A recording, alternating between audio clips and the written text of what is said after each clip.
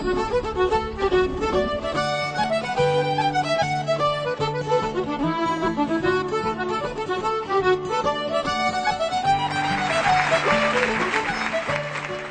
lessons I want to speak to you about are the gift of gab: goals, attitudes, and behavior, and how goals, attitudes, and behavior can give you a top of the morning experience. The first lesson, G, is about goals. And research I have done on successful companies convinces me that many of those successful companies are successful because they have a clear goal and because they have a clear and compelling vision as to what success will look like. A clear goal and a clear and compelling vision. Now, as an Irishman, it might not surprise any of you to know that I'm a very keen imbiber of a famous black drink.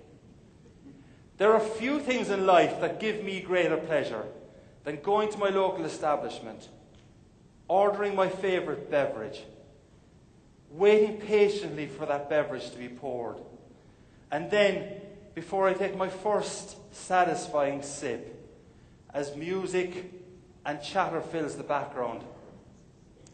God, I'm getting thirsty here.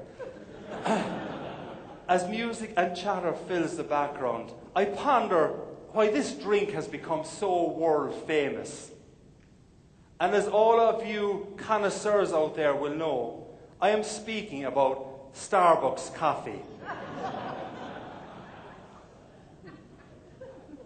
What else could I be talking about?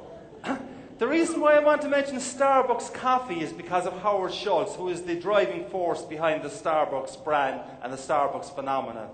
But in 1987, when Howard Schultz came to Chicago to open the first Starbucks unit outside of the Seattle area, Howard Schultz was walking the streets of Chicago with a colleague of his, and he said to that colleague,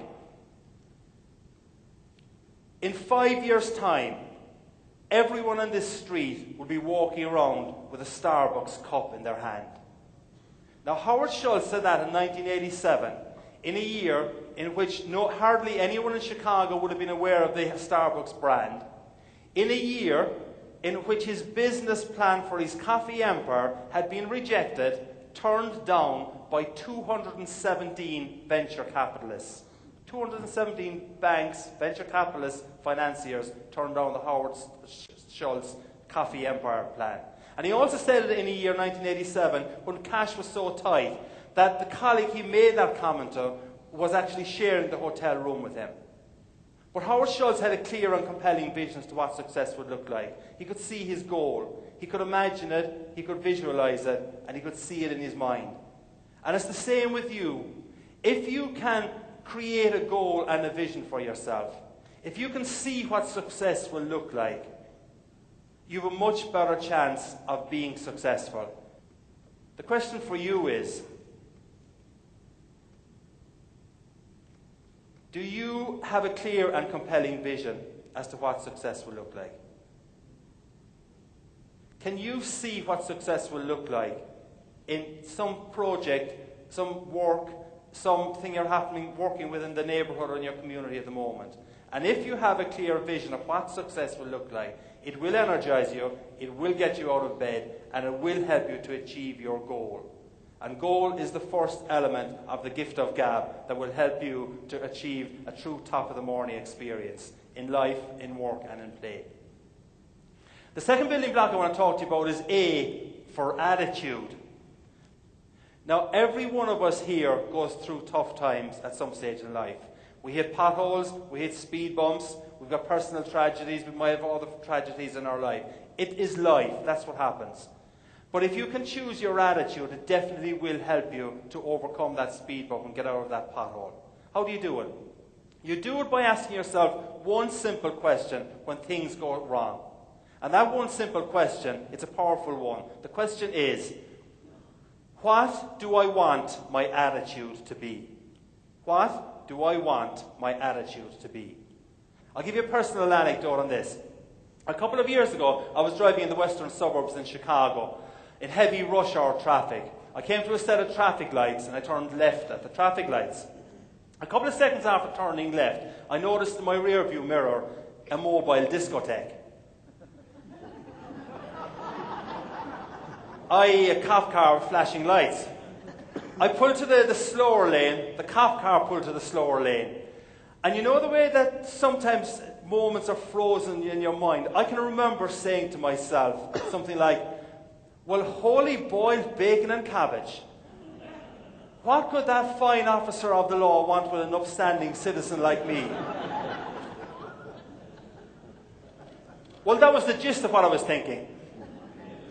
So I pulled into a little parking lot that was at the side of the road, and he followed me in. And as I pulled into the parking lot, I was thinking, right, the only thing he might want to speak to me about now is that when I did turn left at the traffic lights, they were slightly red. But not by a whole lot now, in fairness. So I said, all right, that's probably what he wants to talk to me about. And as he was checking me on the computer to see if I was a member of the Irish Republican Army or something like that, I asked myself that question that you should ask yourself when things go wrong. The question I asked myself is, what do I want my attitude to be? What do I want my attitude to be? And I said, I don't want to be antsy, I don't want to be annoyed about this. So I saw him get out of his car. I was looking in my side mirror. I saw him walking up to me, a big burly guy. And as he was walking up to me, I prayed that he had an Irish name. And I prayed that he had this vision of Ireland, that the roads are still unpaved, that milk is brought to the creamery and donkey and cart, and that traffic lights are, well, basically advisory. He then said to me, he asked for my license and insurance, and whatever way the conversation started, just after a few seconds into the conversation, he said to me, sir, I like your attitude. Now, for a cop who's about to throw the book at me or something, I take that as a real compliment. But it came about because I asked myself the question, what do I want my attitude to be? When something goes wrong over the next couple of days, and it probably will. When you get annoyed at something over the next few days or weeks, and you probably will. And if you've got some issues at work or at home, ask yourself the question, what do I want my attitude to be? It will help you, and it will make a difference to you, and it will help you to create a gift of gab feeling in your life and in your work environment. The next building block I want to speak to you about is B, and B is about behaviour.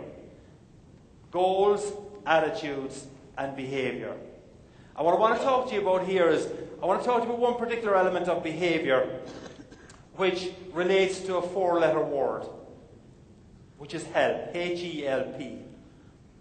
And if you exhibit this behaviour, I think it can make a difference to you, the people you work with, and in your family and in your environment as well. But to do that, though, I want to take you on a flight of fancy for a moment to my homeland, Ireland, which is a warm, welcoming, magical, mystical land. It's a land of legends and leprechauns. And one legend has it that at the end of every rainbow, you'll find a leprechaun and a pot of gold. Now, leprechauns are small, fairy-like creatures that bring you good luck, well-being, and happiness. And some people back in the village, some of the wise old people back in the village, back in Ireland, say that if you're very lucky and very quiet at dusk, you can actually see leprechauns dancing on mushrooms. Yeah, that's right, leprechauns dancing on mushrooms. Not smoking them, dancing on them. But you know, you can bring the spirit of that Irish legend. You can bring the colours of the rainbow. And you can bring the magic of the leprechaun into your heart and into the heart of others when you reach out and when you help other people. It's in your hands. You can do it. And you can definitely do it if you can create a clear and compelling vision as to what success will look like. You can definitely do it if you've got the right attitude. And you can definitely do it if you create the right behaviour in your program. Goals, attitudes, and behaviour.